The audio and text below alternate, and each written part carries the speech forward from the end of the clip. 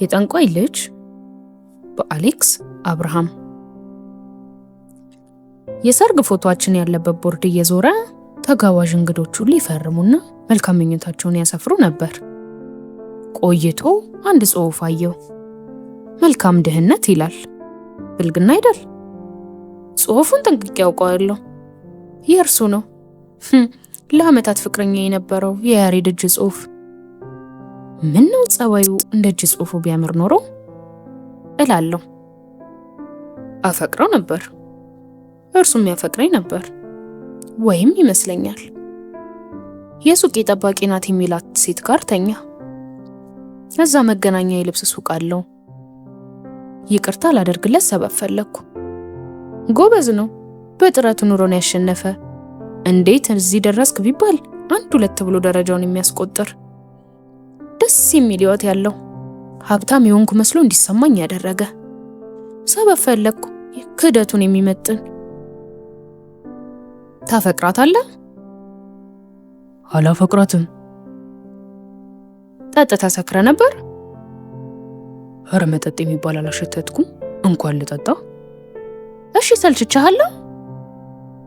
መቼም አሰለችኝ። መቼም። እና ለምን? እኔ እንጃ በቃ አላውቅም አለ እንባ እየተናነቀው። የሰጠኝን ቀለበት ወርውሬለት ሄድኩ። 6 ወር ለመነኝ አስለመነኝ፣ በጭራሽ አልኩ። ቆይቶ አንድ ልጅ ጋር ተዋወቅኩ። ጎረቤታችንን የተከራየ የመንግስት ሰራተኛ።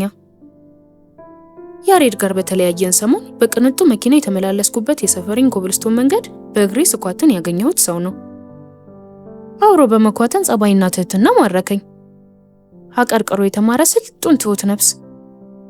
ቅርርባችን ወደ ፍቅር አደገ። ሻይ ቡና ጀመርን። የኪራይ ቤቱ ጎራ ማለት ጀመርኩ። እሾህም በእሾህ ነው ብዬ ከዓመት አካባቢ በኋላ ቅልብጭ ባለ ሰርግ ተጋባን።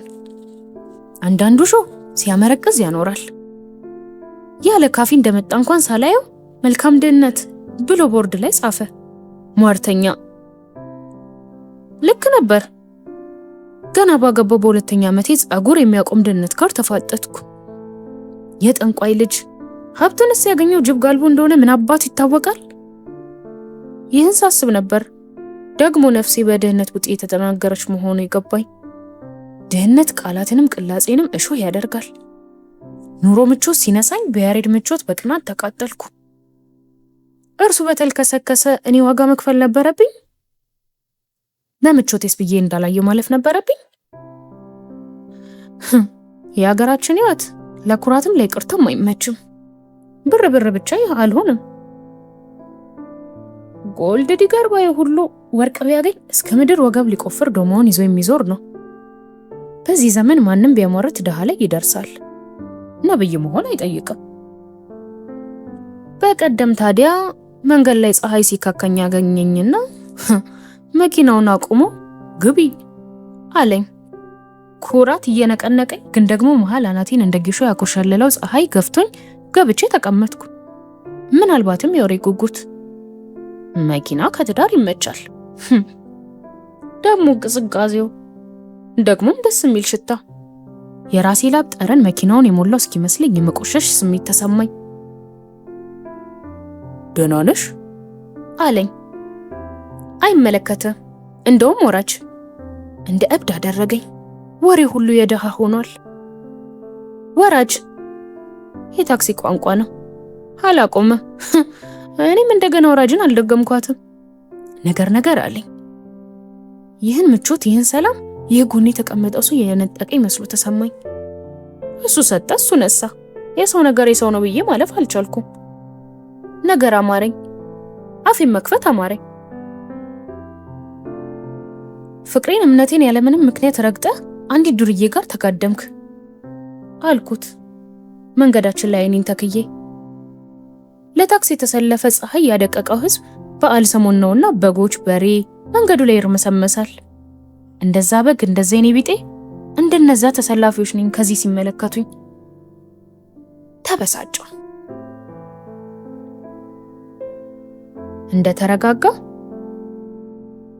ልክ ነሽ፣ እንደ እንስሳ ራሴን መቁጠር ተስኖኝ የማየውን ነገር ሰራው አለና መሪውን በመዳፉ መታው።